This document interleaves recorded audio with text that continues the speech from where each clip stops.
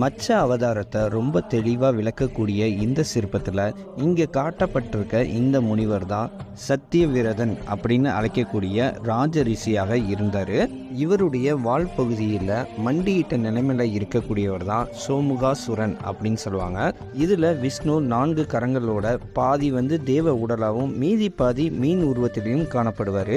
இந்த மஸ்தியகாண்ட் அப்படின்னு அழைக்கப்படக்கூடிய மச்ச அவதாரத்தை ரொம்ப அற்புதமாக இங்கே சிற்பமாக செதுக்கியிருக்காங்க. இந்த புராண கதை தற்போதைய காலத்தில் இருந்து சுமார் 120 பில்லியன் ஆண்டுகளுக்கு முன்னாடி நடைபெற்றதா சாஸ்திரங்கள்லையும் புராணங்கள்லையும் கூறப்பட்டிருக்கு.